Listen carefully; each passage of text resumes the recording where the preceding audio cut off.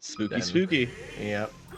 But he still looks faster than everyone else he's played so far. Like, he played curve, and then he just dialed it up to 11 a couple times, and then he was just moving way too fast. And now we're going to see him versus Ben right now as they hop into the match.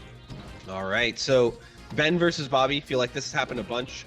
Didn't they play on Sunday at Ginger's tournament, and didn't Bobby like absolutely demolish Ben? Yep, so Ben beat him for the first time last week. I think it's the first time. Don't quote me on that, but it's the first time I've seen him win. I'm quoting you. Was last week at TMT, where Ben actually was the champion of the whole tournament. And then Bobby was like, no. And then wins again on Sunday, or yeah, it was Sunday, right? For Ginger's tournament. Yeah, but the thing you got to remember, though, is that all Falcos had a big bonus on Sunday, right? So it's not really fair to consider that like a legitimate win. So Bobby's really got to advantage. Yeah, Bobby's really got to prove it to me here, you know? Yeah, and now Ben has two advantages. Number one is he's not a Falco-themed tournament ran by Falco main, commentated by Falcos anymore, although the last part is still true.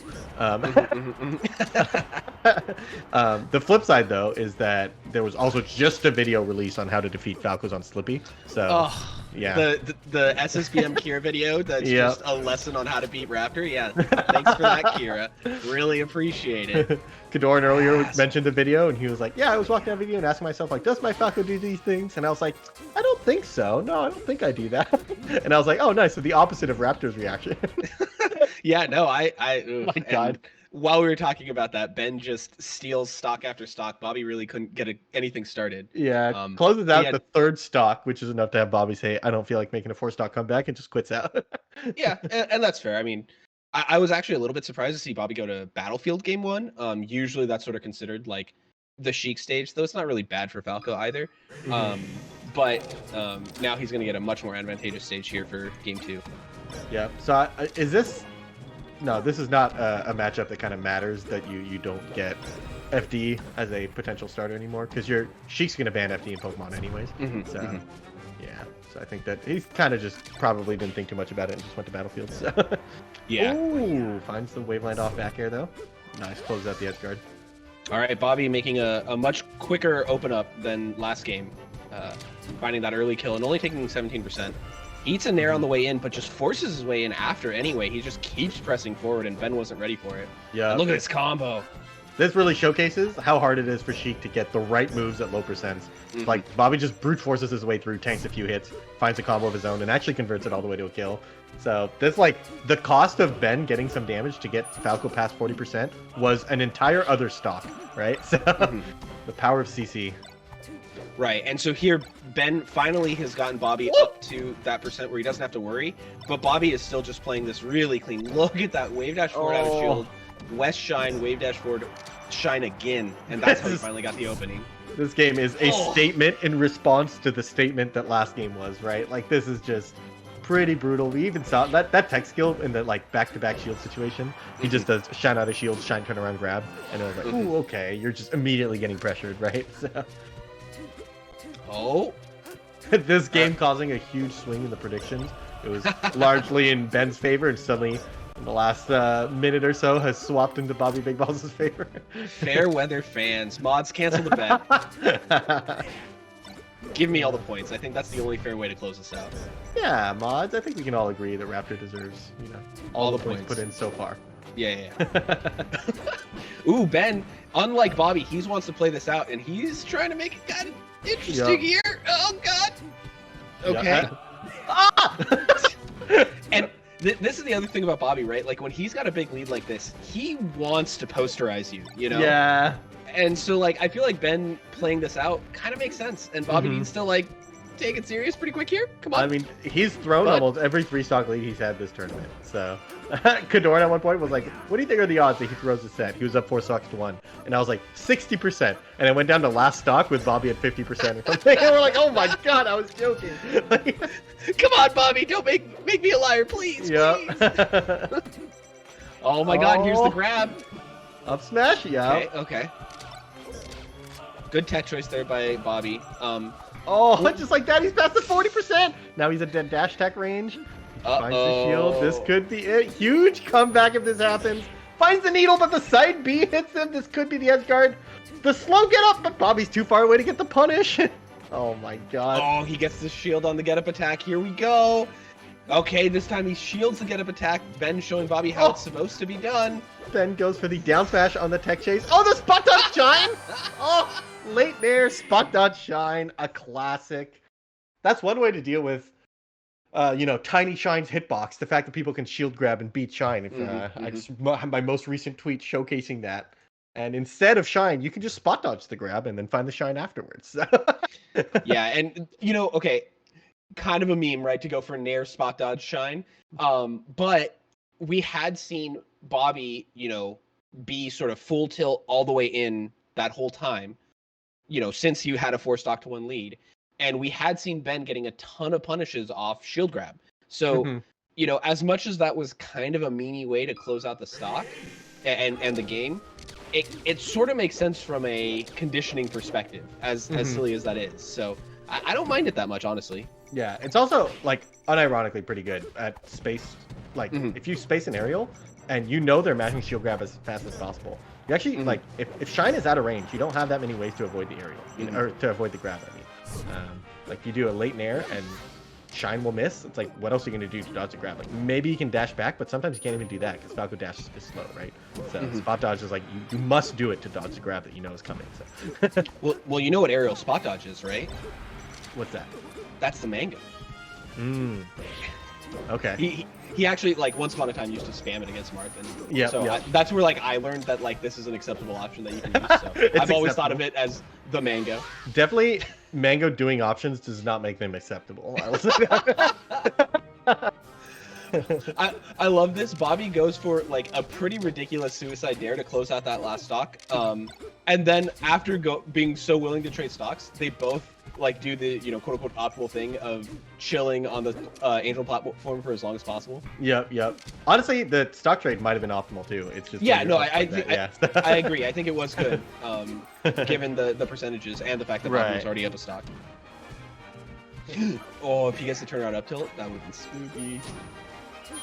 Good. Yeah, really nice close out there by Ben. He gets the run off double jump nair to sort of cover every angle that Falco can come back at, because that move just sits out forever. Well, finds a couple more down air tech chase, but doesn't get the conversion on that one. He's getting a lot of damage. This is the part now where you just want to start thinking about how am I going to close out the stock. You don't really want just more damage now. So, especially when you're at 6 and this is when you don't want trades, because you don't want, both your percents to go up. You just want Sheik stock to go away. But Ben is just racking it on, and he finds a forward smash. Jeez.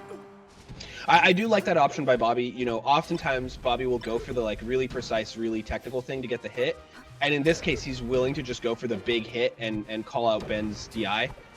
In a situation like that, I really like to see that, because ending that stock right then, like you said, was really important. Yeah, and I think, was it a CC forward smash, or was it just a forward smash that hit an aerial? I think it was just a forward smash that hit a back air. I think it even traded, but obviously a good trade for Falco in that situation. Yep.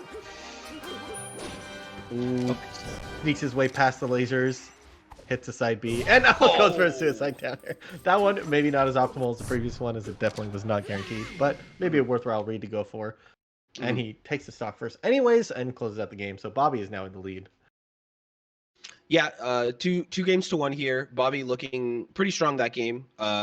Definitely not the kind of convincing start that we saw from the second game, but he sort of maintained that consistent lead. We saw him.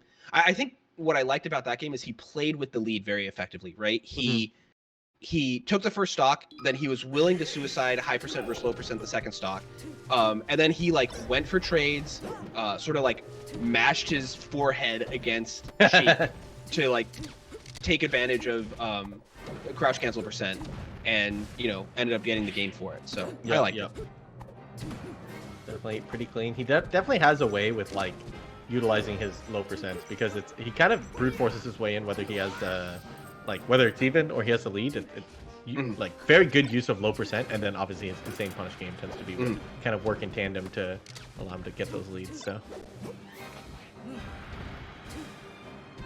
okay, so one of the things that I want to see from Ben, and I do think he is improving at it, week over week, is this tech chase. I think against Spacies, Ben is one of those Sheiks who isn't using the tech chase all that much, and it's very hard, maybe even just inconsistent on Slippy, but or any net play really.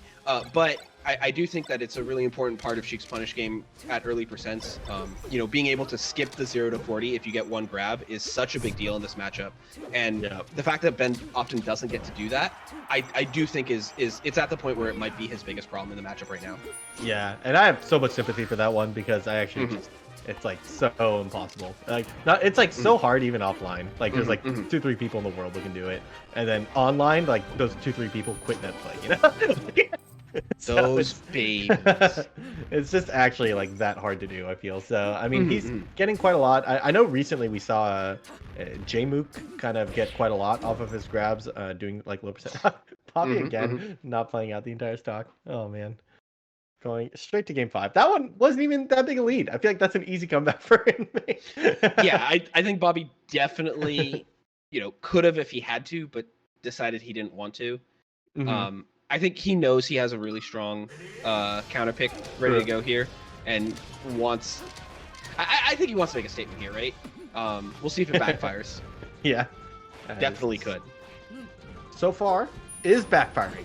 Finds an air that, and he actually just air dodges straight into the stage, and loses the stock for it. Backfire initiated. There's a forward smash. Doesn't get it. Sheik does have a double jump. The needle do hit. Oh, he gets a soft back air. That would have been an insane conversion if he actually turned that into a forward smash. But Sheik is the one that takes the stock out of that. Yeah, I don't know what happened there. It kind of froze on my screen for a bit, and then suddenly I saw Falco die, so. Oh, jeez. Might have been a pause. Wild. Yeah, okay. I guess that makes sense. Bobby accidentally paused and took the stock because of it. So anyway, 4 stocks to 2 all of a sudden. Oh! Goes way out there, side B's back on, and good forward smash. Kind of a mix-up there. You're so used to Falco's going for the cross-up to knock you back off stage, that sometimes the forward smash the wrong direction is actually just a DI mix-up, so. Yeah, and at a certain percent, it just kills, right? So, like, there, Bobby didn't have the full setup to, you know, come back on from ledge, like regular get-up. So he may not have had time to get across to the other side of Sheik either, so good choice there. Oh, the down air could lead to an early kill, but doesn't get it. Instead gets poofed.